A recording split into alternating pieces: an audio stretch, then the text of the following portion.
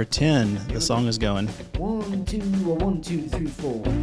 Hey, welcome to another episode of the Divinely Uninspired Podcast, the podcast from Journey Church. And today I'm here with Penny. Hi, everyone. This is fine. And Jeremy's here. Yeah, hello. Yeah, a lot of energy starting off. We're good. And Chad, we have a special guest. Yes. I said his name before. Chad. And now how do you say your last name? Mosteller. And you're going to... So when I first started doing this, most of the episode was people telling me you have to talk into the mic better. So you have to talk right into that. I'm right up on it. He has up on it. He has the fourth mic that Paul used to have before he was promoted to mic number 2. So Chad is our special guest today. Anything people should know? Any context for any of the opinions you're going to give today? Well, don't look at Jeremy. It's just no, I don't think so. I think it's just very rich, very rich. He's very rich, everybody. Okay, so he's got a lot of money, so that's good because we're going to be talking about Disney later today. So his last name is famous because of his brother who used to be in a band called Mosteller. So, True. Yeah, the band was called Mosteller. And had to change their name because the radio station DJs could not pronounce it correctly. So they changed it to Carrollton. Oh, well, that's okay. Yes. It's just what? Why are we laughing? What? What? It's a true story. It's a true story. They couldn't pronounce his name, so they had to change their band name to Carrollton. True story. I didn't know there was a connection. Yeah, What? He's Justin's brother. What is happening Like right the now? band Carrollton, Really? I had no idea. I've always been Justin's brother. Yeah. So I was You're friends just with Chad to me. I was friends with Justin because Justin's a year older than me. Chad's a few years older than me. So I would go over and spend the night with Justin when we were like kids in like middle school, high school, and then Chad would just show up. That's right. Yeah. In my home. Yeah, dude, so That is so awesome. Crazy concept. Well, you're still just Chad, but that's cool Yeah. too. I'm honored to be Chad. And I'm honored to be Justin's brother. So, Okay, good. Get the microphone up. Okay, so just want to hold it like right. we are in the last week of September, and that's fall has just begun. But more importantly, at our house, October 1st begins what we call cereal season, and that is the time between October 1st and the end of the year where we're allowed to have multiple kinds of cereal in the house. What kind of a rule is Well, this? it is a rule of someone who works from home and has no self-control over his eating. Is it because the Halloween cereal comes out? Like Well, blueberry and all that? So I would eat probably a box of cereal every day if I were given my free reign to do, but that would be terrible for me physically and probably mentally. So we kind of keep cereal as far as way as possible with some good speaking today. And the air conditioner just came on, and we're gonna. Yeah, I'm turning that up, but just Okay. leave that in. It'll be fun. It's cool. People Yeah. need to know that we're flawed. We are disorganized religion here at Journey. That's what we do. So I thought, what better way to kick off cereal season than to find out what these fine people here at Journey think about cereal. And today, usually we start with Penny because she's our elder, but it sounds like today that Chad is... He's the elder. I know. Isn't that exciting? Yes, this is awesome, Whippersnapper Chad. Penny, yeah. She's been dying to not be The oldest the person. room mom. So, Chad, what do you think about cereal? You got any hot takes? cereal, to be honest with you, I haven't had cereal in probably a decade. What? I know. I pour a lot of cereal for my kiddos, trying to turn them on to Life because that was my favorite cereal growing up. Life. that sounds bland. Game changer, unless you leave it in the milk. Jeremy, where did Yes. this guy come from? Chad eats very healthy. Past 3 minute Oh, mark. does he? So, Yeah. So, yeah. So Life with cinnamon is actually really good. Have you I had the love cinnamon it. Life? Oh, yeah. Yeah. Now, when I was little, we had Life, but we would get a little bit of sugar and add it to the top. Oh, wow. Yeah, it was bad. We made it, well, as healthy as it is, we made it unhealthy as possible. That was the best part, though, of cereal when you would add sugar and then the sugar would be at the bottom of the bowl. gray milk Yeah, at the the gray bottom. milk at the bottom. Yeah, that was good stuff. So, okay. yeah, Chad eats very healthy. Chad's like, if you take him to a barbecue place, he's like, do you guys have a kale salad? I can get. Do you really?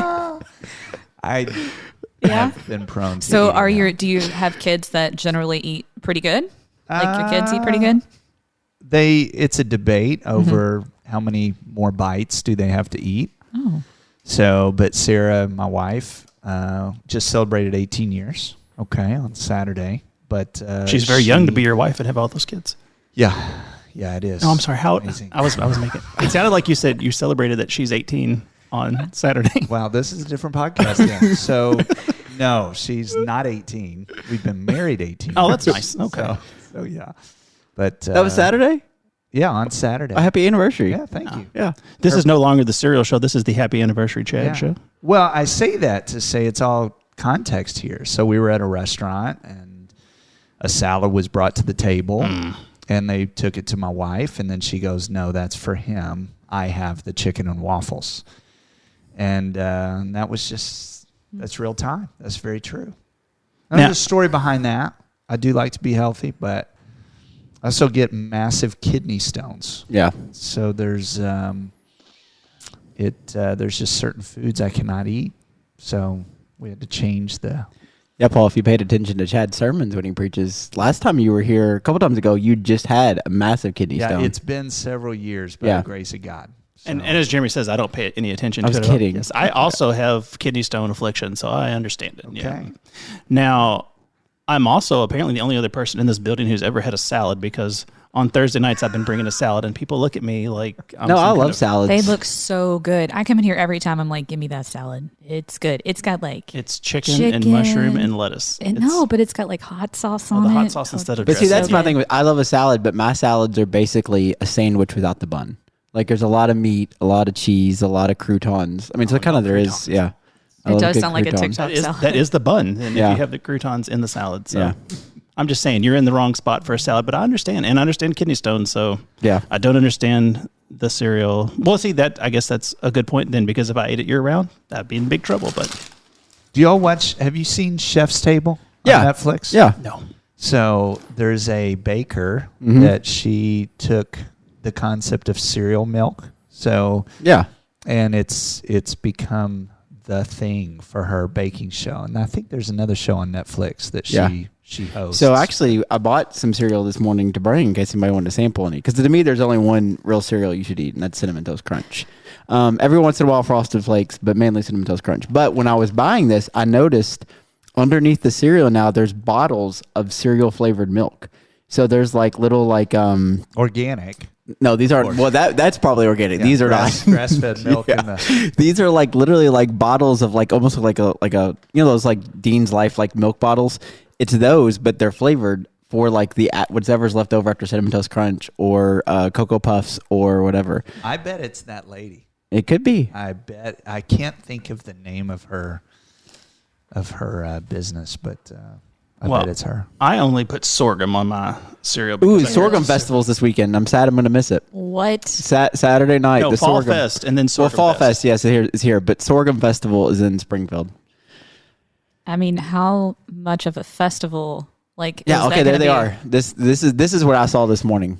But this Can may we, be can we talk about how gross that is, though? Because all my mind is thinking about is bringing all the bowls together that people have left over milk and putting it in a container. Like, that's just. well, that's not what they're really I doing. know, It's not but like in they're- my mind, that's what I'm thinking about. It's not like they're going to a high school cafeteria and being like, "Hey, can you give us that milk? We're going to bottle that up." Because you think of camp and all those kids that bring those like cereal, it's all on the table and then they like mix it together and you're like, gross. Oh, fun camp story. We did that one year. We did where they had a cereal bar and then we collected all the milk that they had. Because at camp, you have to pour the liquid Yeah. into a bucket. So then we collected all of it and made a kid drink it. I mean, we didn't make him. See? He chose to drink it, but it was pretty awesome. Well, you know good and well if you're a listener to the podcast that they probably made them do it, but it's fine. Yeah. Because it's camp and those people came back the next year and they were so excited. So, Penny, what do you think about cereal? I like cereal. My favorite's probably Golden Grahams, or I really liked Cookie Crisp growing up. That was my thing. Cookie No. Crisp used to be awesome. I Yeah. had a bowl of it recently. It's not as good as when we were Oh, kids. that's disappointing. I haven't had that in like It's less sugar. Everything's less sugar now. Were you a Cookie Crisp kid with the burglar or with the wizard as the mascot? what? I don't know. Never mind then. All right. I will say though, I love cereal. I don't ever eat cereal for breakfast. I don't eat breakfast. I'm not a breakfast person. I never have been. But I do love a good bowl of cereal, like late at night. Sometimes if I'm watching TV or something, I'll eat a bowl of cereal. But I love cereal, but I'd never eat it for breakfast. Yeah, well, Jeremy brought up now the Halloween season, they bring out the Monster cereal, which, like our childhood, has been stolen from us, where the sugar and there's less delicious dye, I guess. Whatever the things were that made it good as a child, the Boo Berry just doesn't hit the same way as an adult. But they also bring out, Blueberry? Boo Bear, Yeah, Boo yeah. Bear. That was your nickname in high school, correct? Boo Bear, yes, that's Yeah, right. Boo Bear. Yeah, That's great. That's great. All right. Well, his mic is going off now. Great. All right. Yeah. So those kind of cereals, but now they have the Halloween Crunch, and then they have the Christmas Crunch, which are my favorites. The Captain Crunch that just has different things, and it's the same flavor. But yeah, I will say today I had not been down the cereal. I don't go to grocery shopping. My Jamie does that, and it's not because she's a woman. I just get frustrated at the grocery, and so before anybody emails us about that one, but Jeremy at JourneyShepherd. I just get frustrated at the grocery. If I'm going, I'm only going to like the meat place to like get pork butts or brisket or ribs or something to smoke. But I did walk down the cereal aisle, and I noticed that none of the cereals had like the toy or anything in them anymore. Yeah. Like that's not a thing. Like that's what I remember as a kid was just opening up the box and to get the toy or to get the whatever was in the tattoos or whatever was in it. But they don't do that anymore. Well, I think the thing was those toys used to cost $0.25 if you were to buy them individually, and now they would probably cost $1.50. Yeah. So the cereal is going to be another $1.50 if they're putting that in the box. So you don't really want an $8 bottle or a box of cereal, especially when you're getting all the flavors apparently in the milk. And on this website that has the milk, we also get the Cinnamon Toast Crunch Cinnadust, which is it's the actual just powder that tastes like Cinnamon Toast Crunch, and you put that on your toast. Also something that we don't do at our house. We did once, and it was another travesty as we're going through loaf after loaf of bread. So. Yeah. Would you get Wheaties just because of who was on the front of the Yeah, box? so like they did. Of course, Jordan was on there a lot, but then I've got a Wheaties box that somebody gave me from when the Packers won the Super Bowl. I know Brett Favre was on there. Michael Johnson, the track runner, was on there one year, so I got that box. Assuming never opened. Yeah. No, this one, the one somebody gave me is, I eventually got rid of them. Wheaties was terrible. I don't know if you ever actually ate Wheaties. Oh yeah, it was all about who was on the front of the box. Yeah, it No was pain, not no good. gain. You eat that Wheaties and then you go run Yeah. a marathon. That's what we do. So are we going to do the cereal taste test before? Or No, we don't have to. I don't know if anybody wants to. I just brought some in case anybody needed to like refresh their. I mean, in my opinion, there's only two choices. You're either going Frosted Flakes or Cinnamon Toast Crunch. I feel like that box, though, doesn't have the selection as it used to. It doesn't. You get Cheerios, Cinnamon Toast Crunch, or Lucky Charms. Boring. We will spare you this, but this is what Yeah. was going to go on for about 10 minutes. If this is just for fun, if you don't know, if you're not familiar with it, you should look into the history of cereal. Like the two main companies are General Mills and what's the other one? But they're both from Battle Creek, Michigan, or something like Post that. Kellogg's. Post Kellogg's. And they were like cults. They were like basically started out of cults that their diet was these like cornflakes and stuff. And like it's actually pretty traumatic if you study the history of cereal. And then of course they figured out that people would buy it and they marketed it. But the origin of it was The cornflakes guy was crazy, wasn't he? yeah, like he would like make people like I mean it was nuts. So the history, and they're both in Michigan, which I think is kind of weird. But anyway, but that's neither here nor there. But there's a documentary about it, and yeah, the guy like was crazy, and it was basically a cult that ate bran flakes or cornflakes, and they like force fed them. So Yeah, it is an ugly story. I've actually heard that as well. So I will vouch for Jeremy and his knowledge here. So moving on to this, we were going to talk about something that Penny brought to our attention, but it brought up another story from Disney this week, and I don't know about. I didn't get the toxicology report on the bear. I'm not sure if he was a cocaine bear, but there was a live bear loose at Disney World in Florida in the last week that had to be captured. So What kind of bear? a black bear. He snuck in the back, and they did not shut down the entire park, which is my favorite thing. did he go to what's the land with the bears? Yeah, Country Bear Jamboree. Country Bear Jamboree. Yeah. He did not quite get there, I don't believe, but Yeah. they shut down that area. I thought it was fake. I thought this was like an Onion kind of Yeah. Disney story, but apparently it was in the park, and they shut down all the areas in the back. I didn't realize it was so close to woods. Was this during the day? Like there were Yeah. visitors Yeah. there? Oh yeah, There's all Can you kinds imagine? of TikToks. Can you imagine being? I mean, Disney's the worst. And can you imagine being there and like waiting in line? You're about to get on a ride, I'd be so mad. and they're like, "Hey, you have to leave because there's a bear on the property." well, hot take. I'll say Disney is not the worst. Oh, but it is. I do know that if we were there and it closed down for a bear, I feel like that's a long line for refunds for. I paid $150 to come here today per person. Or No, my whatever. children love Disney. I'm not saying it. To me, it's the worst. Like just all the lines and the I agree. cost and everything. It's not fun anymore. Like Well, speaking of that, our friend Penny just got back from Universal Studios. So I did. I forgot that was on the agenda as well. We're a little behind here today. So So they catch the bear. So let's. okay, Yeah, so the bear's fine. the bear got well. No, it killed 17 people. Oh, that's awesome. Disney. That's going to be a great Did movie. it have a Bear. fast pass? Yeah, did it have a fast pass? Yeah. Yeah. No, because they don't do fast passes anymore. No, they I don't. mean, You got to pay for You had to them. get Genie Plus and the Lightning. Yeah. They should have let this. Assuming the bear paid for it, right? No, that's really the reason they stopped him. If he'd have paid to get in, he had the bracelet. They'd let him stay because they like money. But This is a it was- missed opportunity. If they would have let this play out and he ended up at the jamboree, like that's a Disney movie right there. Like a bear went to the, I mean that's a movie. So I think the problem was they were not telling people that it was a bear. Like this is after the fact, but a lot of TikToks were happening that people were like, they're closing this section down. They won't tell us what's going on. So no one knew at the park that that's what was happening. Well, would they They were- rather know that the bear was and everybody freak out? I mean, to be quite honest, like those of us who are close to like Gatlinburg, like a black bear or something is not that unusual to run into. So most people be like, well, I'm going to stay. We are not So- that close to Gatlinburg. No, where but I black meant bears like come. we go down there a lot. Oh, okay. There's you know. black bears here. There's black bears in Burnham Forest. So to me, it's not that. Were they assuming someone was in character? They're like, Yeah. People were like, "This is amazing animatronics. This bear is biting my arm, and it feels. I mean, it Just hurts. let him so roam. much." This Let him is roam. Yeah, like let him Jungle roam. Book. Give him Jungle. I mean, is this the bear from Jungle Book? Yeah. I mean, if it was- well, blue. Yeah, blue. Blue wasn't a black bear though. He was a He was a grizzly. he was a grizzly. Yeah, that's true. He was also animated, so it wasn't. Well, I guess there was a live action one too. I Yeah. don't think he was animated. I think he was real. It was a 2D super colorful bear. He's long dead because that movie was 100 years ago.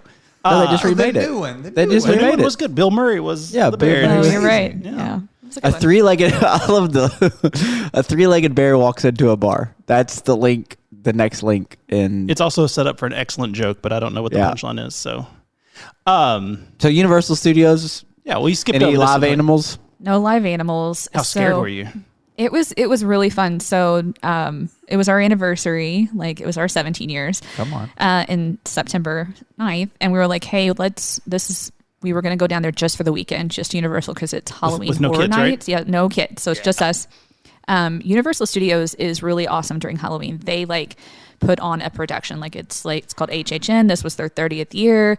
And what does that stand for? Halloween Horror Nights. Thanks. At Yeah, Catch Up. I knew. I was Catch trying up. to catch up the listeners.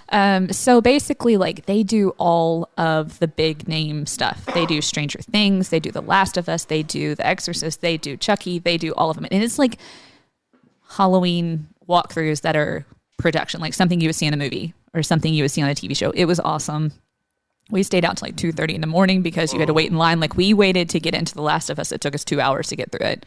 But it was great. I highly recommend it. I love Universal Studios. It's our go-to with our kids. And if any of my adult friends were like, hey, let's go for the weekend, I'd be like, let's go, because Spirit Airline can get you down there for $60. And it's cheaper than even driving down there. So I mean, Spirit Airlines is half the adventure, right? actually, they were really good. Really? The flight was awesome. I have no complaints. The only issue was the people that get in line with their suitcases and they're like, I gotta pay, and I'm like, you just click through 5 different things saying Yeah. that you're just gonna bring a backpack. Your airline ticket was $20. You don't think they're going to charge you for that? Hey, I made it through 2 days with a backpack. It was She had awesome. on 5 shirts when she got on the airplane. That's 6 right. I pairs of put on a pants. sweatshirt. I put on my backpack. I put on anything and just went. It was awesome. It was a really great Yeah, trip. I flew Spirit one time, and it was like a $50 ticket. And then it was like, do you want to bring a backpack? Yeah, that's $35. Do you want to drink water on this? That's $10. I mean, it was like, Don't drink water before you go. it ended up being basically the price of going Southwest. So I was like, all right, I'm just going So Southwest. you get one personal item. So a backpack, as long as it fits underneath your seat, you're good. So Spirit is great if you're just going direct to Orlando and you don't need anything other than 2 days worth of clothes. And that's a good one to ride on Halloween. Spirit Airlines. It's like it Spirit was Halloween. great. I have no complaints. Yeah. Got on, got off. And you're back and you're safe. And It was a really good time. I highly recommend going down there during Halloween because there's no kids. That's the best part about Universal Studios, y'all. You get rid of all of the strollers. It's just people. And it Were was your kids adults. upset when they found out you were going without them? So we will not be listening to this podcast because we did not tell them we were going to Oh. Universal Studios. They were like, where are you going? We're like, Florida. What are you going to do? Hang out. So we didn't tell them. But now, what if they get a hold of your iPod while you're washing your No. Mother of the Your- Year our Her iPod? Her iPod? in 1997? We said this the whole entire trip. We didn't take any pictures. We took no pictures because we were like, we can't have anything that shows that we were there. So we have no pictures. We were like, in our mind, here we were, and it was great. And they left their SIM cards at home. And those phones. Those iPod videos are nice, which is a great segue into the office. Yeah, I'm really glad you came back. So, because it sounds like you were really this close to being on the run from. The kids didn't know where you were, didn't know what you were doing. Yeah, we were definitely on the run. Well, that's good. I'm glad that. Can they track you? Do you have Life 360? No, they can't track me. They knew we were in Orlando. Yeah. I mean, Taylor was kind of like, mm-hmm. So your kids aren't going to listen to this episode? I will not. You know what I probably will tell them, which is the truth. We went to the Halloween night at Universal Studios. Well, I was going to say, it sounds like your scaredy cats. Sounds like your kids are kind of dumb. That you and Dad are going to Orlando. Yeah, the youngest one. We're gonna go to that big wheel in the middle of Orlando. That big, Yeah, that's all we're doing. The ruins of the Holy Land. We're going to Disney Springs because there's a lot of things in Orlando not called Disney or Universal that people want to go see. Yeah. So I'm sure they probably put 2 and 2 together. But we're going to the Florida Mall. Have you ever been to the Florida Mall? It's got a hotel. Never mind. No, I'm going. We hit Miller's and then we hit the theme Miller's parks. is great. So hey, real quick before we go into the next thing, we'll ask Chad. Did you ever visit the Holy Land theme park in Orlando? Yes. You visited? Well, hang on. Oh, I'm sorry. No, I am unaware of the Holy Land theme park. Oh, what? You don't know about the Holy Land? Well, it's gone now. So it's gone. Yeah. So there was in the So middle. you've been to the actual Holy Land. So yes. Okay. Well, that's not what this podcast is about. Not near as cool as. But I thought this was a reference to Disney World. No. No. we're going there. You're gonna be able to speak freely about Disney. So if you've been to Epcot, they have the different countries. Yes. Well, this one is just the Holy Land, and then they would have a crucifixion at noon every day, and it was quite a. Yeah, there's a theme park. We go to. On? No, it HHN or no. TBN? No, they I have think it their is own- TBN. So- No, it's Daystar. So there was a theme. We used to go to Exponential, and we drive the church we go to for the big conference is right by it. And so it's literally a theme park, and it's made to replicate first century Israel. And there's restaurants, and it's a theme park, and then they do a live crucifixion of Jesus every day.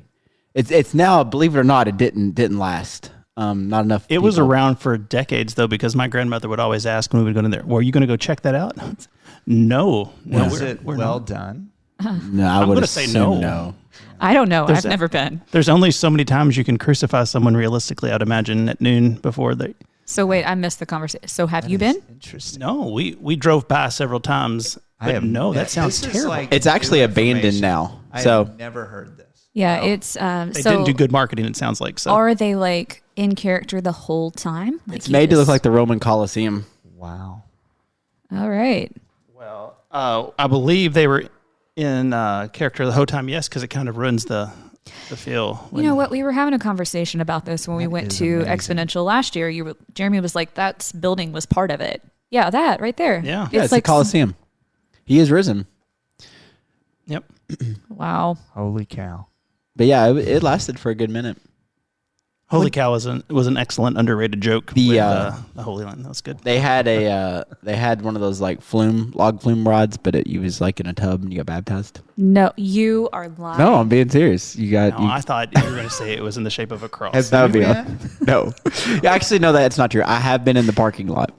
When we went to Exponential one year, me and Nathan, it was just me and him, and they have an afternoon where you have some free time from the conference, and we were like, let's go. And we got there, and it was $75 a person, and we were like, I am not that invested in this, so we ended up going somewhere else. But we were going to go. Could you get a fast pass then? They don't have rides. Yeah, the only ride is trust in the Holy Spirit. You go where it takes you. Wow. All right. Well, My mind is completely blown right now. I knew nothing of this. yeah, you thought you were just coming on and you were going to, talk theology, Yeah, and now this you're is- finding out all kinds of things you This didn't is have. huge. All right. Well, so Penny brought this to attention as well, and it's very interesting. And we are just smooth with the segues today, but science has determined there's a reason that you can't stop going to Disneyland. And we've already talked about the kids and how apparently some of us don't like children. And, some of us don't like lines and we don't like expensive tickets. And yet we all go to Disney. I don't know Chad's opinion, but I do know that Jeremy's been several times. Penny, when she's not in Hawaii, she's in Disney or in Orlando. Hawaii once. No, twice. Oh, Man. twice since this podcast has started. No, not twice since the podcast. Well, whatever. Twice in like 20 years. She goes more than the average person. So we also are a Disney family at my house. So there's science, and they're going to tell us, as we all trust in science, why we can't go. Or why we can't stop going. Oh, I stopped. You stopped? I stopped. That's nice. No, but like, here's the thing. Here's what was interesting about it, because we were talking about this when we were on the ET ride at Universal. There is a certain scent on the ET ride when you're in the forest and you're standing there. It smells like peanut butter mixed with like forest, and I guess the Reese's Pieces. Yes, and that's what it smells so good. And I'm like, that smells amazing. One of the things of this article is what happened? the scents that Disney sends out. They pipe into the in park. scents. Yeah. And you can buy the ET candle. So in this room right now, you can smell it. Smells a little more fresh than the rest of the room. It is actually a Disney candle that smells like the ice cream parlor on Main Street. Oh, it does smell it. Yeah. So you can buy the ET See, look. extraterrestrial forest scent, and you can have this in your home, and you can ride your bike. I need that. Send me that link. And I need that. I need that candle. Is that a candle? It is a candle. They It's also a have $17 they have candle. room spray. They My have. wife would love this. So I know. I know She would Jeremy's. love this. Well, they're. Listen, I wish Magic I would Candle have. Her Company. birthday's Thursday. I wish I would have known this before. You might be able to get it it on Amazon. Yeah, you might be able to Amazon that. You have an anniversary and a birthday in 1 week. That is a rough go. Do not celebrate those two on the same day. Well, no, that's You have to. I learned that on our honeymoon. Yeah, true story. True. the wedding counts as your birthday present, honey. Yeah. Right? That's Right. I'm not going to go where I want to say. Well, that's good. All right. So, enough for me. also, I guess since Jeremy, he only goes shopping to the meat section of the grocery, he has not been into a candle store lately. Nope. $18 seems pretty reasonable for what people charge for candles For nowadays. something you're going to burn. Penny, Oh. would you like to weigh in on the price of a candle in a store? What does that say? 17? I thought that said That's 7. a small candle, too. Go to the. It Can you would, click on the large let one? me tell you something. That smell right there would be worth it. So what they do is usually there's several people on YouTube who use this as a sponsor. There you go. There's room space. I'm getting Poopery. 30 to 40% off. You just find the codes on YouTube. People do it all the time. So it's a big sponsor of things that my children watch. So I would pay $29.99 for that candle. wow. Okay. I would pay $30 for that Well, candle. I'm going to order one and I'm going to sell it to you for $5 more than I You paid. can get a car air freshener, $5.95. That doesn't seem bad. It's wild what you can get and smell. So anyway, back to this. I will start off with saying I don't know about this first paragraph. It really is concerning to me. Where people, her husband once got a second job to pay for his wife's Disney addiction. Now Chad needs to speak is on like that. a candle is what we're doing. Chad needs to get a job first. This man this man has a second job just to pay for his wife's, and she put her name on there too. Good for her, Maddie Thompson, Mr. Thompson. Good for you. So, people are putting off dental work. It's saying to go to Disney. We have never been in that I situation. mean, it is like that's the thing with Disney with me, and I get it. I get the hype. I get it, and it is like I said to me. The stressful part is trying to do like when these do fast passes, getting on the rides. My kids don't want to wait in line, so I was always trying to do as best as we could with that. But like we did a Disney, what are the mouse people, whatever they're called, to do like the travel, the mouse. They're called a something. travel agent. Yeah, but they call themselves something like a mouse Katir or something. I don't know. But so we booked one, and she was like, "Man, I got you this great deal. Like your meals are included. They're doing this." That's a scam, by the way. Yeah, they're doing this. They're doing one of the nicer resorts. They were doing renovations on, so they could get us on that resort for the same price as doing like the budget ones, like the All Stars or whatever, and all this stuff. We were only there for like 4 days, and I'm wanting to say it was still like $3,700 or something like that. Jeez. And I was just like, that's a lot of money for 4 days. Well, I'll go ahead and say, I know a lot about the Disney stuff with the travel and everything, but the dining plan is the biggest scam that there is, because they're assuming you're spending $100 per person per day with food, and when we go, we don't do that. We don't pack sandwiches or anything, but Well, the second time we I'm the went, cheapest we person didn't do you've that. met. We did that, and our kids only ate the Disney pretzels. And then the big hack was when you first walk into Disney, you can buy the bucket of popcorn, and it's refillable. So we did that. So like our kids only know there's pretzels and popcorn at Disney. I don't know if you listen, Chad. They also, when they go to the fair, they ride the big escalator and then the tram to the cars, and then they get excited about that because Yeah. Captain Cheapskate. I like this because I don't feel as bad when Jeremy's talking about what he does for his children. So Yeah. But the smells they pipe in also, they called it something funny in this, but it brings back regions of your brain. It says that, you think, I really need this smell. As Penny lit up. Just the thought of the smell Yes. has really triggered something in her. Let's go back. I think. Staff trip. I can get us really cheap tickets. For what? Universal. How do you do that? I can get freedom passes. Like it's basically, so the reason we go to Universal so much is because we get freedom passes that are like $199, and we use them the entire year. $199 the whole entire year. You can go as much as you want. Is that because your husband's in the military? Maybe, but I also have a military ID, so I can get some too. Well, Holy cow. let's talk after the podcast. This is real helpful information since we were in Orlando last year and you didn't bring this up. I think I did. Our staff could have went to Universal. Well, which one of us is going to pay the $199 to?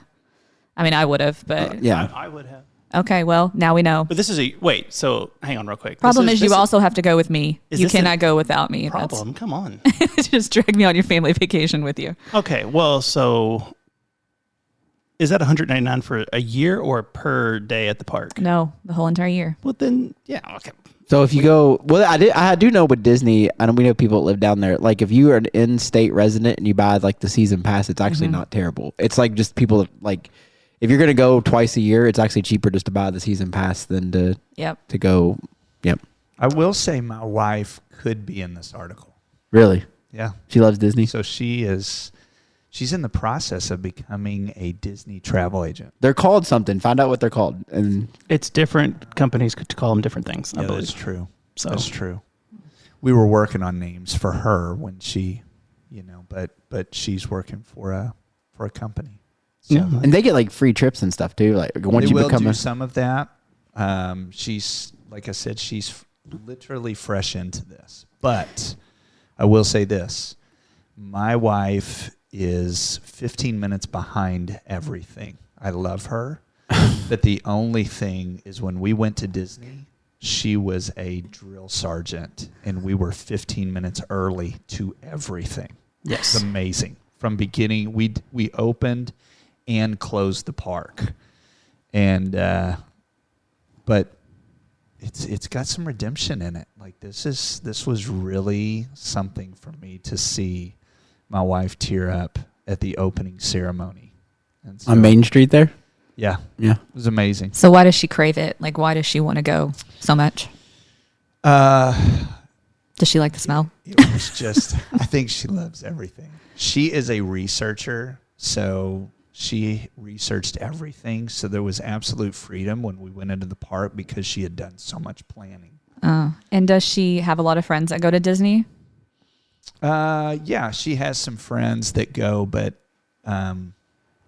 she's planned a couple of trips for family members Yeah. and friends. I'm wondering if it's peer pressure. Wasn't that one of them that was like wanting to go to Disney? It is. Is the idea if you see people on, your Well, social medias? It could be a way that also, it seems like you say she's 15 minutes behind everything else in life, but this is something that she really gets a hold of because our next door neighbor planned our last Disney trip and we went with them. And I'll say she doesn't listen.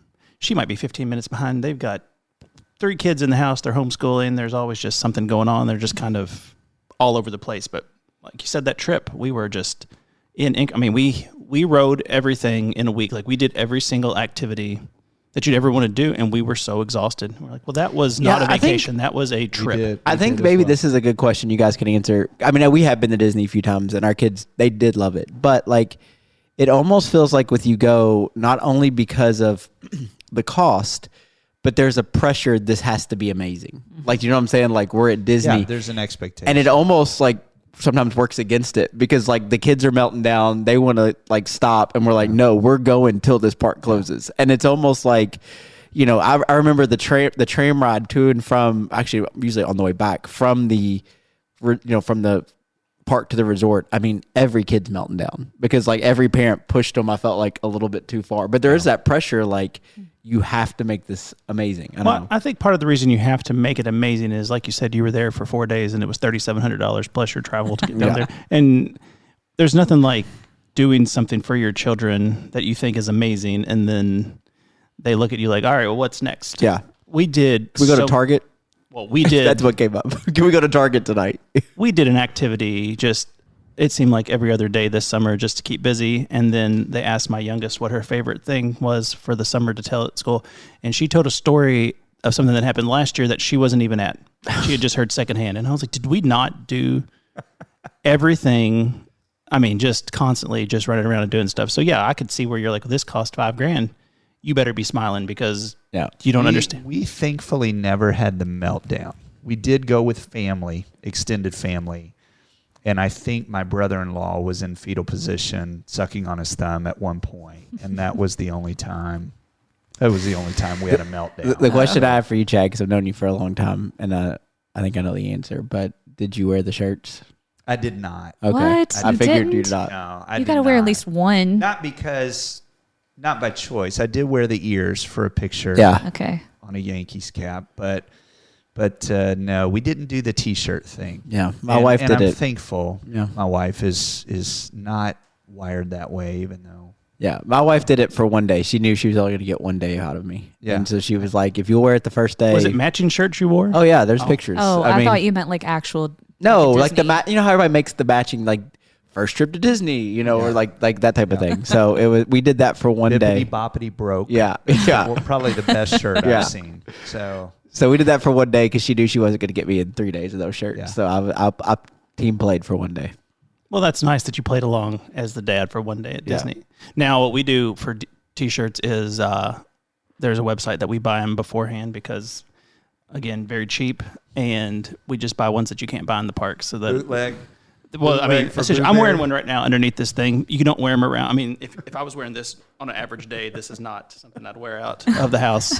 But when you're at Disney, people are like, "That's great." Did you wear it today because you knew we were talking about I Disney? did, yeah. Okay. So, but it is underneath a zip up, so you can't see it. But Yeah. you know, $13 shirt online beforehand, or you get down there and it's $35 for a T-shirt. Yeah, So that's true. now I will say, I think another thing. This article has a good point, and it's what I brought up last week about Christmas when we were talking about it. Just for a second, is the nostalgia in that you think back to if you went as a child when you went to experience fun things that you didn't have to pay for. Like we were talking about, Christmas is exciting as a child because you're getting gifts and you don't know how much anything costs. Things are just being given to you. And I think that's after going to Disney with the kids a few times, you're like, well, this was a lot more fun when you were little and you just showed up and you. Yeah, but we went to Disney when I was a kid, and I don't remember it. Like, I don't know if I was I was probably like 6 years old. My parents took me. I really don't have any memories of it. We Like, went to Epcot, Yeah. and I have vague memories of that. But our family has not been back to Epcot, so I think it's Ooh, I want to go to Epcot Experiencing really around bad. It was edutainment when we were kids. Yes. Now it's the party place. It's the adult place to Listen, be. I will go back to Disney, but we'll just skip over Magic Kingdom. Like I'll do Epcot. I'll be honest. Star Wars. Magic Kingdom holds a special place Oh, no. in my soul. It's like it's way too many strollers for me. Can't. Oh, man.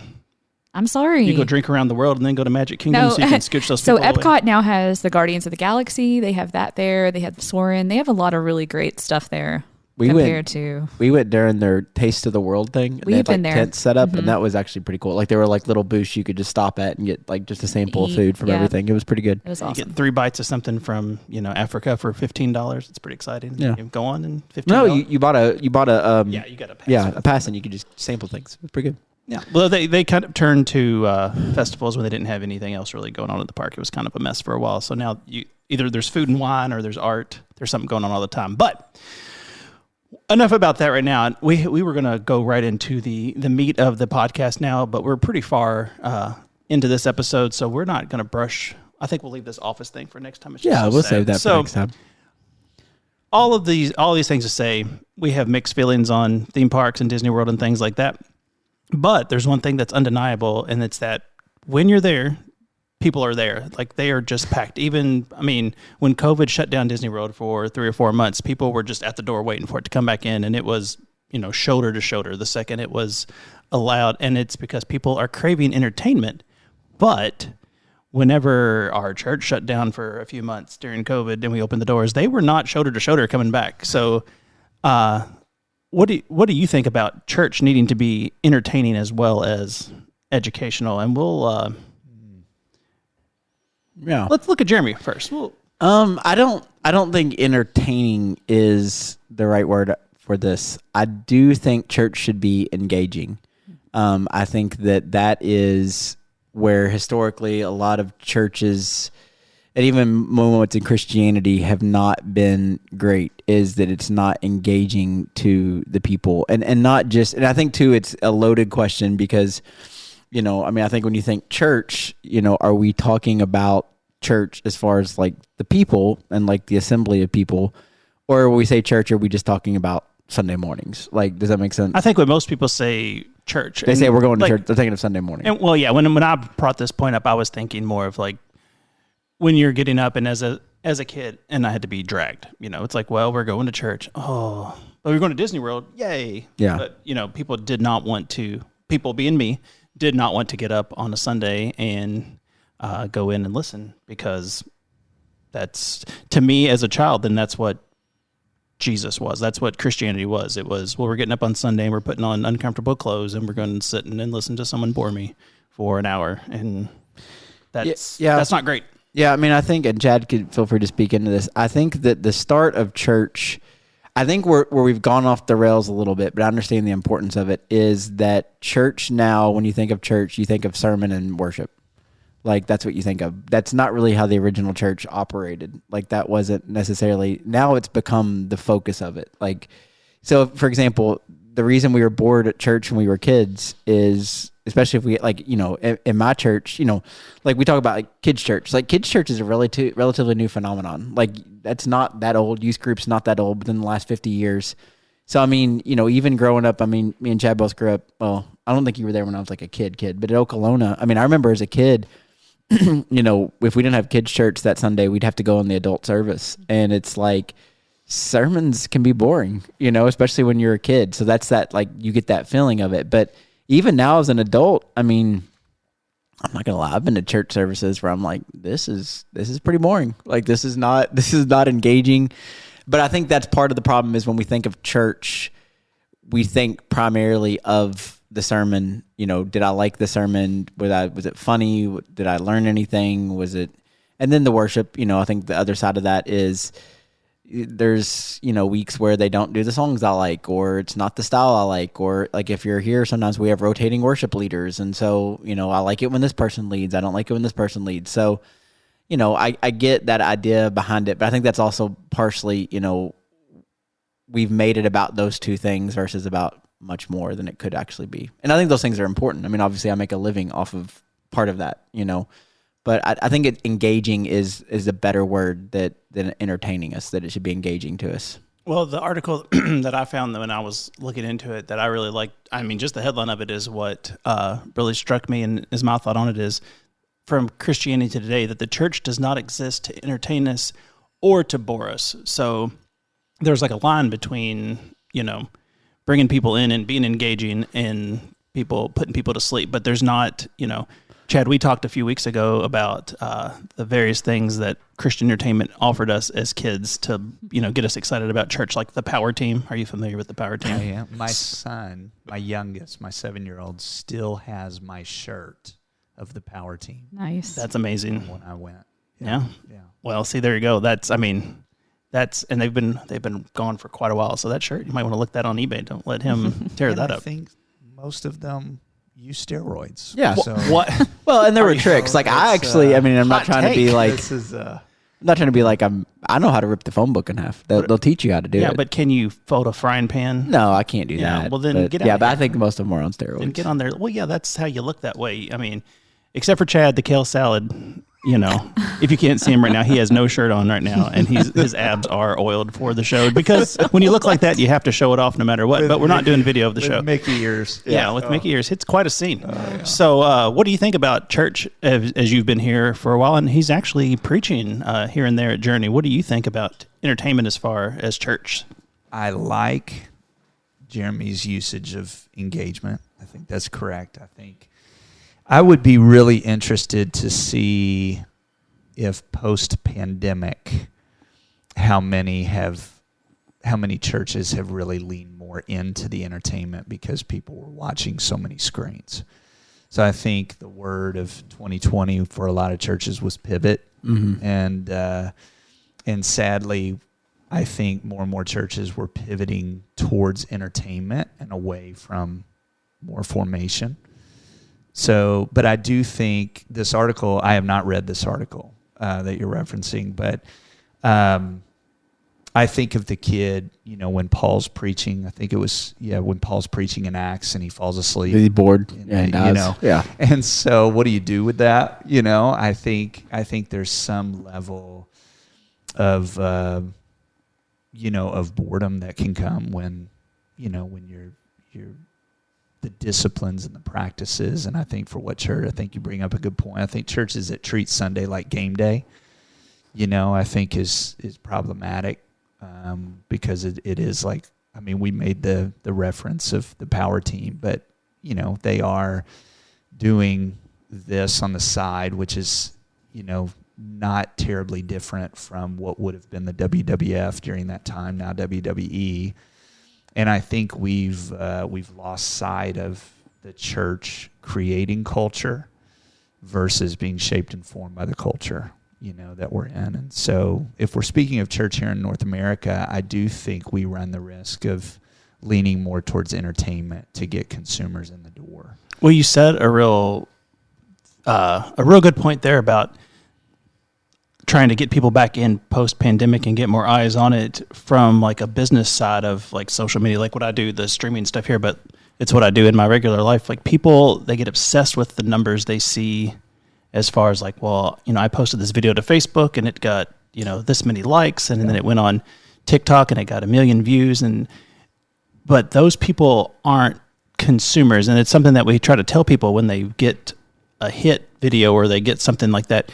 More eyes is always good on the product, which in this case, I guess would be church. But are those people buying what you're selling, or are they just seeing what you're doing? So if more people might be watching the entertainment of your church, but they're not necessarily getting anything. They're not buying what you're selling. And in this case, it's Jesus. Like they're not getting anything out of it. They're just seeing it because it's entertaining. So yeah. I think it's when I read those opening lines, Jesus never bored people with the gospel, but entertainment was never, was never the point. Truth was the point, and truth is never boring. I hear that, but I also think I don't know that I agree with that. So the question becomes, is just because it's boring, does that mean we need to be out? We need to bounce, and yeah. And I think with that, when I read this, the way I read it and the way we're talking, here's where I go doing what I do for a living and doing what you do for a living. My immediate thought is it goes to the sermon. Like, I think that's what people are saying is boring. It's the sermon. That's the central piece of it. We'll come and we'll sit through worship as long as they play the songs we like and it's engaging and there's the smoke and the lights and all that stuff. But I think most people, when they think of boring, they're thinking of the sermon. And I think one thing I always talk about, so anybody that knows, they know the way I like to preach. Engagement's the key word. I don't think the Bible's boring. Even in this whole series we're doing right now, telling some of the backstory. It's amazing the people that come up to me afterwards and I did not know that was part of the story. And I'm like, yeah, it's because nobody ever told you that. There's a lot of, but I think even the Old Testament, there's hooks in the stories because there are oral traditions to get people to remember them and to tell them. And a lot of those hooks are actually pretty fascinating, and they're painting pictures. Even this week when we talk about 2 weeks ago with Abraham, when God takes him out and says your descendants will outnumber the stars in the sky, that little nugget of, okay, well, he was from Ur of Chaldean, their gods were the stars, and so God using their gods as a prop in his story.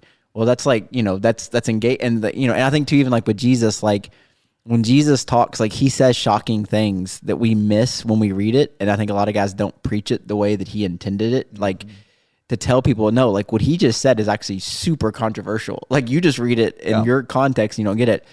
But I say all that to say, when I think about the sermon, I think a lot of people are well, if you preach a certain way, the way that I like to preach to engage people and use outside sources and get that, they're you're just, that tickling ears. You're just telling them what they want to hear. And I'm I don't think that that's about. I think, there is a difference in between telling people what they want to hear, but engaging them in such a way that you're using the truth, but in a way that they want to pay attention to. Does that make sense? And I think that a lot of guys are like, no, if people want to hear what you have to say, that must mean you're like, the famous is watering it down or something like that. And I'm like, no, man, I think you're just boring. Like, I actually do think your sermon is boring, whereas I try to do it from a more engaging perspective, but I'm not changing the truth at all. I'm just doing it in a way that hopefully is going to engage people the whole time. Does that make sense? And I think that's where we run into the problems is a lot of guys were like, I preach the truth. And I'm like, yeah, but you're preaching it in a really boring way. Like, but I think I do agree with that. I think the other side is we're at a time in this cultural moment where we're not okay with being bored. Yeah. Like every bit of space and margin has to be filled with something. And if it's not, just it's honestly robbing us of that space that my understanding is some of the most creative people happened in a state of boredom. Like there was something in that burst something really beautiful that came out of that, but we just don't know what to do with margin. And so when I think you're exactly right. I think there's a difference between somebody who thinks that I can just stand up and I can just speak this truth and this truth is attractive, but I really haven't put in a whole lot of prayer, a whole lot of preparation to think about, man, what is a way that this could be engaging, that this gets somebody's attention. Jesus asked that question, in John 1, where he says, what do you want? Mm-hmm. And it says that they went with him and spent the day with him. And I kind of see that as just asking questions and all of that. So I think Jesus was engaging, but I also think he understood too, like, what is it that you want? Like, what is it that you're giving your attention to? But I think the problem for a lot of us, at least here, with social media and things like that, is just we're not okay with being bored. And I think what you just said brings up a good point. And I'll be honest, so transparency, here's the pressure that I feel. I feel like now more than ever, I have to be on every week. And when I say on, I don't mean just preaching. I mean, like, I've got to preach a sermon that's like, oh my gosh, that was amazing. Because here's the feeling. If I don't, they'll just go down the street or they'll just go, because everything's available online. That's right. And there becomes this pressure on me, but it's not even about me. I'm not talking about me. There's also this pressure of if we're bored, rather than, hey, we're a part of this church and what this church is doing, because we want to be entertained, we'll just go to this guy because he's funnier or because, whatever the reasons might. Does that make sense? And I think that becomes that thing too of like within the church, there becomes this pressure for the pastor, preacher, you've got to be on. Like you've got to you're looking around and you're like, please don't anybody be asleep, or whatever. But that's all the time. But that pressure of like, okay, I've got to do this because it can't be boring. Yeah. Because they might leave or they might go watch, Andy Stanley or, Kyle or whoever later if they were bored with what my sermon was.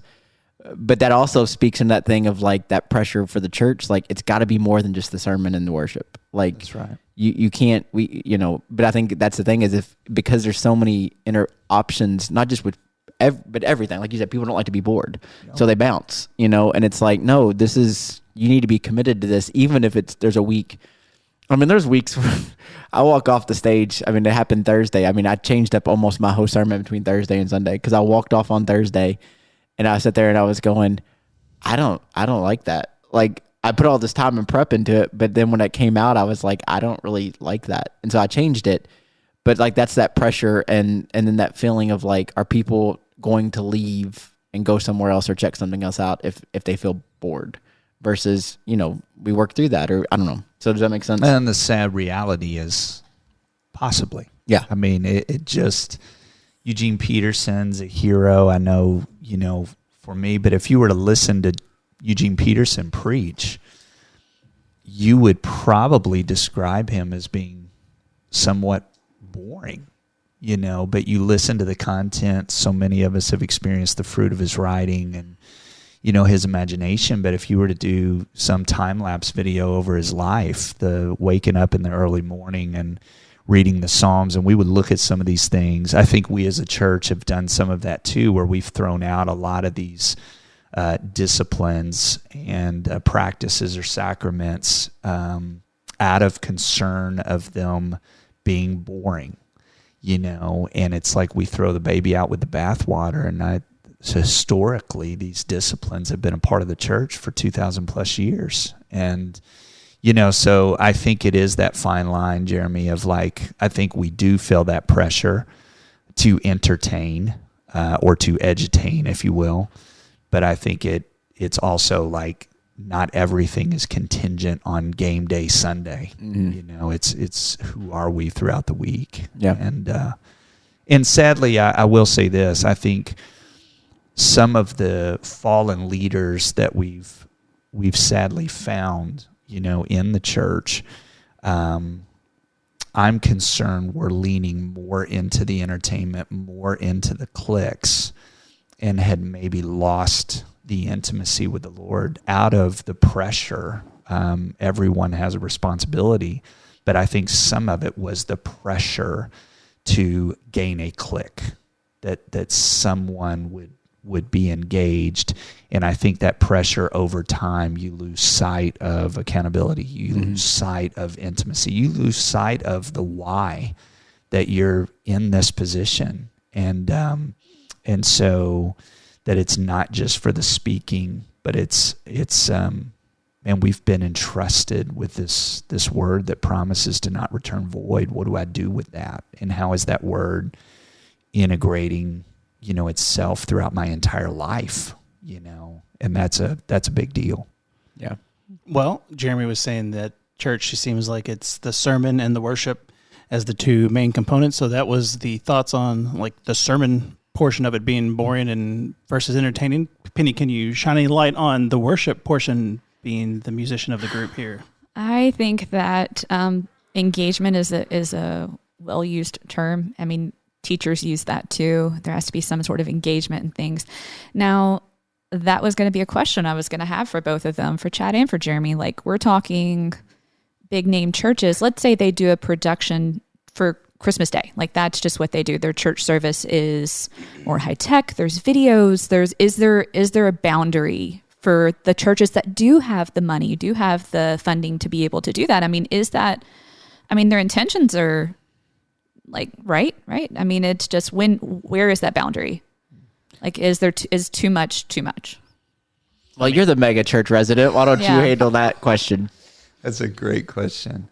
I think number one, you have to know your why as the church. When I think of Paul in Galatians, he talks about like almost in terms of childbearing. Like, he anguishes over Christ being formed in the people and these churches that he's planted. And I take that very serious. Okay, so I think on the, so there's a balance of self-awareness. There's an understanding of why are we doing this? What is the purpose of the church? There are churches, obviously, that have, I've worked in those churches where there's abundant resources and there's all of these things. And you do see there is a fine line of, man, there are ways to help engage the community. There are ways to, go into some places and help. And you have those resources to do that. And I think to him who is given much is expected. And I think that's very real. I think that's a very real principle. I think you have to have such self-awareness of where that line is, of when it becomes so entertaining that someone is, as a student pastor for years, and it's never left me. But it's that line of, man, how many decisions are being made off sheer emotion? I see a group of friends going forward. I hear a great message. Someone has kind of tickled the heartstrings, if you will, and there's that decision that's made, and we move on to the next decision. And I think that's where the formation piece comes in, is you can't, that's only the beginning. It's not the end. And we have some beautiful examples throughout Scripture of seeing that. I think a lot of what Jesus did was on the way. I think there's movements like the house church movement, some of that I see strengths, but I also see weaknesses, because I do think there's something to the gathering of God's people, of corporate worship. So I think those things there that, Penny, you're talking about, it's the right question. I think for those leaders that are entrusted with those opportunities really have to have the self-awareness to say, what's our why here? Yeah, I mean, I think that obviously here at Journey, we operate very differently than a lot of, and I'm not judging, I'm trying not to judge some of the churches that have those capabilities, because we just don't. But, there's a formula for like, hey, if I want you to feel something emotional, we can make you feel something emotional. We can put the right music in. Right. Is that okay to do that? We saw that with Disney, right? Yeah, that's what I was saying. I read a book years ago when I was planting a church. I wish I could remember it, but it was a guy from a mega church. And do you know where they got their cues for how they put on their worship service? Was from theater, because they had said you can go to a live play or opera and they can make you feel what they want you to feel, with the lights, with the smoke, with the music. I mean, they can make you feel what they want you to feel. Sermon or not, doesn't have to be good. Like, we can make you feel the emotions. And it was eye-opening to me, like, oh, like there's actually a formula, and I think too, like the big thing too is like, whenever I hear people say like the Spirit was in the room that day, well, it's because the room was full. Come Thursday night when there's 40 people, tell me if you still feel the Spirit. Because actually, I would argue our Thursday night crowd is more engaged. And is the Spirit any less in that room? What I'm going to say is that 40 people crowd on Thursday night is probably, they're engaged. Yeah. Like, I mean, but then on Sunday, it's a full house. That's right. So the Spirit's here. So I think that's the other side of it too, is like we have to be careful with how we, when I go to Guatemala and we go to their worship service, first of all, I don't understand anything they're saying because half the time we don't have a translator. They're doing this, and I'm sitting there and I'm going, like, they're doing the same thing completely different than any way any of us would even imagine doing it. But God's being glorified. They're in worship. The Spirit's here. Like, it's amazing. You know what I mean? And I think that's the other side of it too is, and Chad, maybe I'll speak in this, I know we're getting around out of time. I think when it comes to the boring factor, I mean, you can do a lot with lights and sound and the way the room looks. I mean, we joke about this. We here at Journey, we've given every reason not to come to Journey. We're in a terrible room, a terrible parking lot. The lighting's terrible. The sound, terrible sermon. No, well, we have guest preachers, yes. So I'm kidding. So but like that idea of like big is better isn't always the case, because I'll tell you, some of the most creative people that I've met are these church planners that have a church of 100 people. Yep. Like, they're doing creative stuff that just, I mean, and it's I think we have to be careful of that mindset of bigger's better. I think for me personally, like, one of the things I just don't understand why we do it every year is like the outreach top 100, the fastest growing churches. Like, why? Like, why do we even have to do that? And I don't know. But anyway, that's all to say that, like, I think when it comes to me with this boredom thing, it's like we just have to be careful. At the same time, from my perspective, writing a sermon, I want it to be engaging. I want people. I think Jesus was a master at creating tension, and there were a lot of times he creates the tension and just walks away. And so, like, I think that's healthy, because if there's tension, you're not bored. You may not like what I just said, but there's going to be that tension of like, oh, I got to think through this, and that's never to me boring when you leave somebody going, I don't know, like that to me is, I think, and I know we're tight on time. I think a couple of things. We got all day. I think I got one, 4-hour podcast. One is a question of what is the purpose of the corporate gathering. I think that's a question every church leader right now really should be coming back to. I think the church shifted. I don't know when, but shifted to where there was almost what some would call the great divorce. The great divorce being between evangelism and discipleship, and that separation as if they're two separate entities. And I think there's something to, as you see the movement throughout Acts, that you see this movement that is truly equipping the saints, is deeply forming and shaping people. And if you're not, you are always being shaped and formed by someone or something. And I think when we have allowed our cultural formation to outweigh our Christ formation, we're in a bad spot. We're in a really bad spot. And so I think we've got to hold that tension, like the church has done historically for 2,000 years. Hold the tension of discipleship and evangelism. And there's, the. Let me ask you a question about that. Yeah. Let me interrupt you.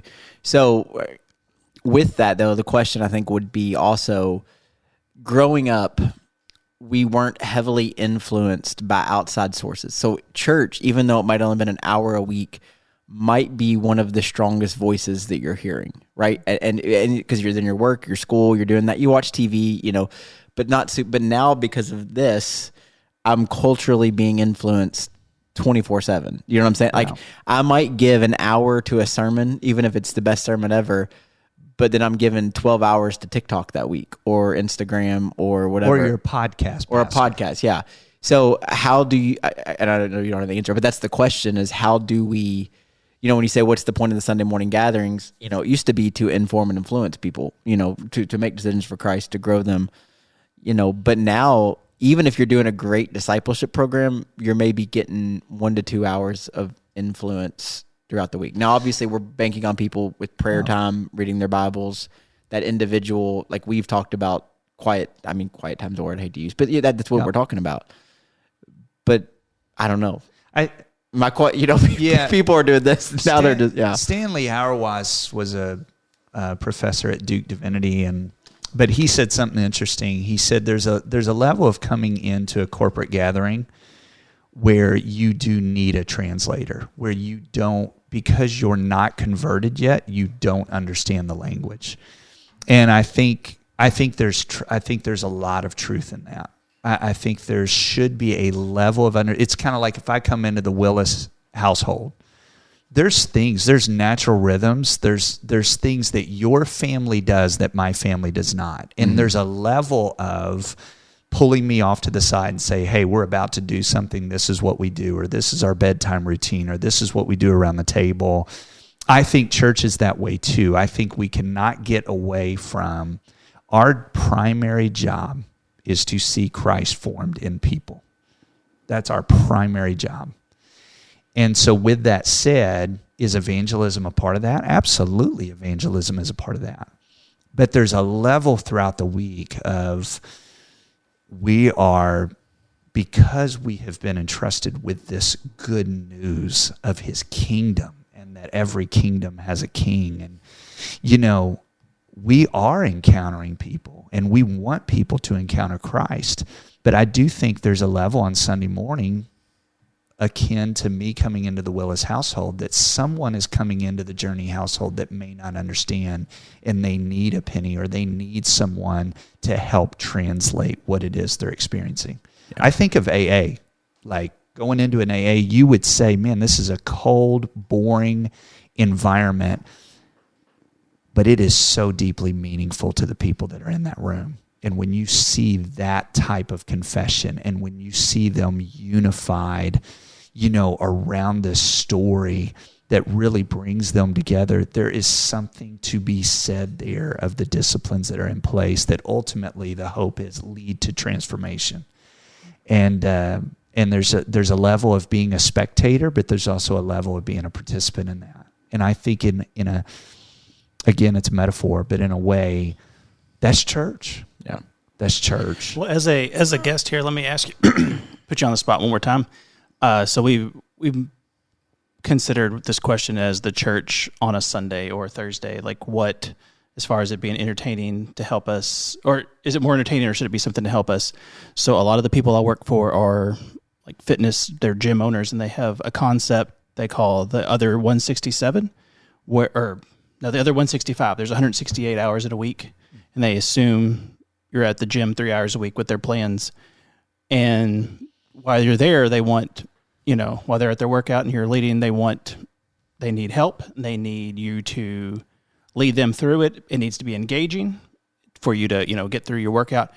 But the people who get the actual results are the people who they help the rest of the week. So when they're not at the gym, how are they helping them? How are they helping them with like nutrition? Are they getting enough sleep? Are they staying hydrated? So they say the best sales thing you can do is you put on a good show while they're there, but then you're with them throughout the week. So they touch base. So how, as a church, can we do better of helping the people when they're not here, getting the direct one-on-one or the direct group of like the main product that we have? Or outside of listening to this podcast every two. Yeah. Well, yeah, there's this. right. And this is going to get all of your hours this week because We're still good. I think one of the greatest gifts the church truly can give to the world is friendship. Like it's truly friend. And that sounds, but we saw that during the pandemic. And there are article after article after article, written about the need and desire for friendship. And it made us take a hard look at our own friendships.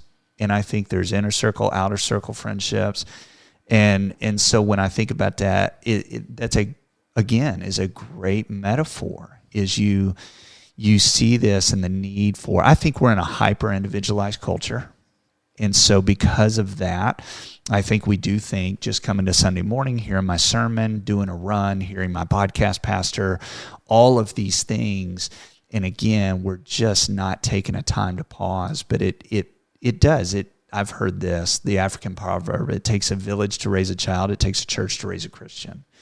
I think there's a lot of truth in that. I think we've lost sight of that. We may have a small groups ministry, but again, you have to ask yourself, is it those shaping and forming Christ in people? You can have a great small groups ministry, but really what they're doing is getting together maybe on a Friday night, having a good time, but there's no real formation. There is formation always happening, but they're not really coming around on Christ being formed in us.